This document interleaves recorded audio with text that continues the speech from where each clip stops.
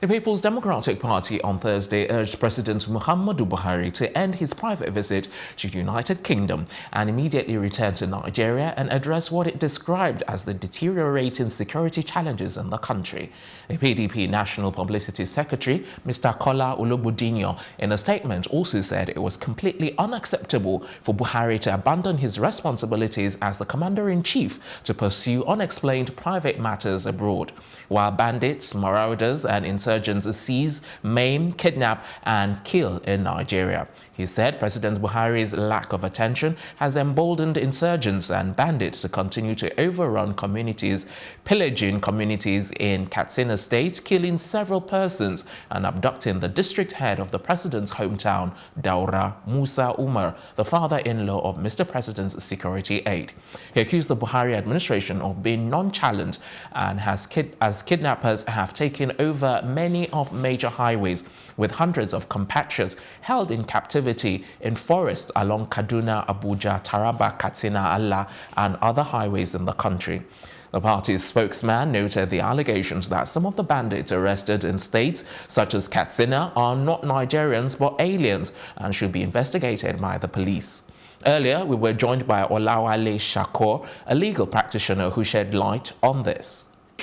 The president embarking on a private visit, for me, embarking on a private visit is in the first place an anomaly, because he's our president and we have a duty, or he has a duty to Nigerians to let us know what he's doing at every point in time, particularly since we are picking the bills for this private visit. But that's a matter for another time. I would like to say the PDP's call at this point really is a call for the people, a call that should be made by the people. In view of all that is happening, any serious head of states, you understand, irrespective of what you're doing, going out for investment drive, medical, whatever, when your house is burning, you cut short what you're doing and you go back home to attend to the issues on ground.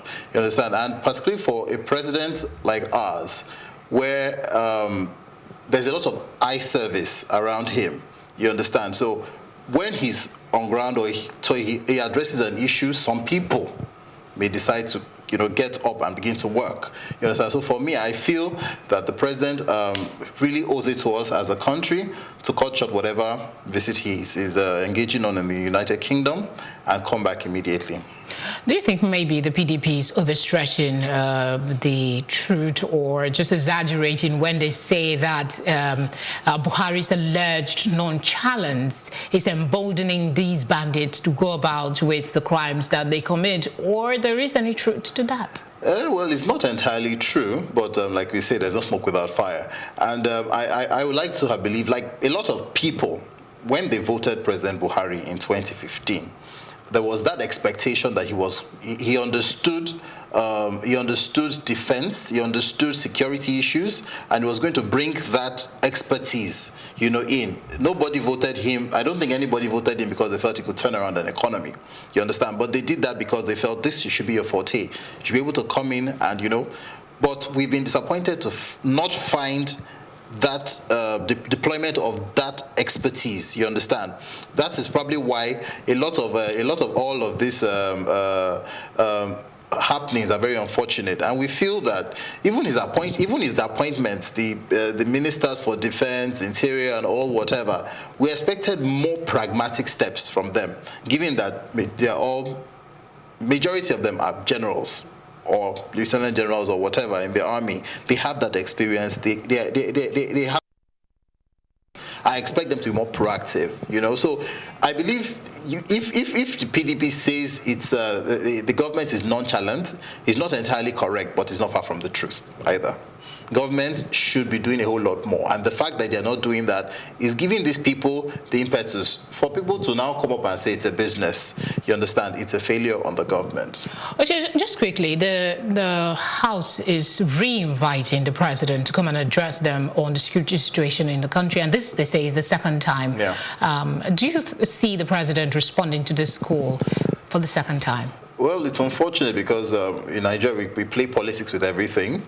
There's been this cat and mouse between the legislature and the executive for quite a while.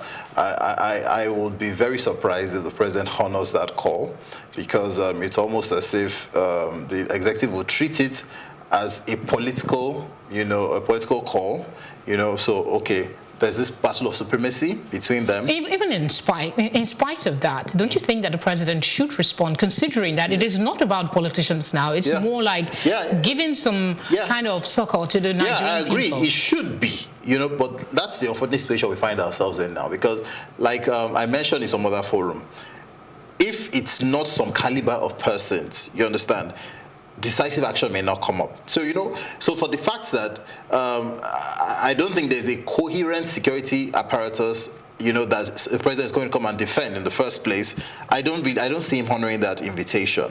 You understand? I've also coupled with the fact that the current legislature is not one that is on close terms or on good terms with the presidency.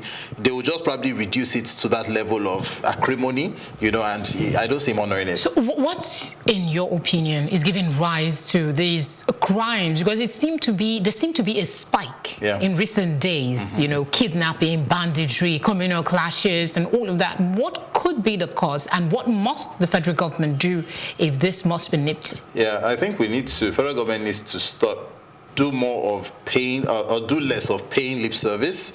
You understand? I said something earlier about pacta sunt servanda. That means the enforcer not being willing or able, not being willing to enforce. We have so many good laws. You understand? If the federal government, through its security teams or apparatuses, gives or applies or even gives effect to 50% of them, the current state of insecurity will be curbed. And the fact that what is even more alarming is that more and more people are waking up and seeing that nothing gets done to kidnappers. A lot of kidnappers, celebrity kidnappers, have made so much money. If not for this gentleman that was arrested, Evans, we saw his lifestyle, we saw what he had amassed, we saw how successful he had been in within a time frame. You understand? It makes it more glamorous to them. And it was, if not for maybe some mess-ups at his last operation, the guy would still probably be walking free. But even that case, the way it's being handled is not, a lot of persons will say, it's not sending the right signal. Yes, a lot of my brethren, and I wouldn't, a lot of people want to say that the lawyers are part of the problem. I don't agree. Because, yes, a lawyer, by our rules. By lawyers. That's what I'm saying, by our rules. I don't expect you to say anything by our rules, different. we're not expected to turn away a brief. But the system of government, or the system of legal administration we have is also the problem. We have an adversarial system. Prosecution, defense, you understand? Whoever brings a better argument wins, you understand? But there are some other nations that have an inquisitorial system of justice.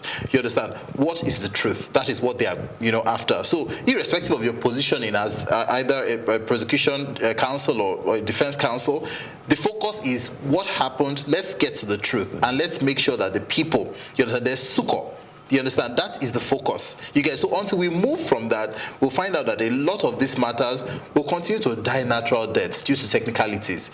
A lot of my colleagues are very good at filing preliminary objections and all whatever. That hang cases for several years. You understand? And because of the way the system is, that will continue to thrive. Well, we hope that some change will occur soon for the Nigerian people who really need it. Thank you very much for coming on the news. Thank you. It's a pleasure.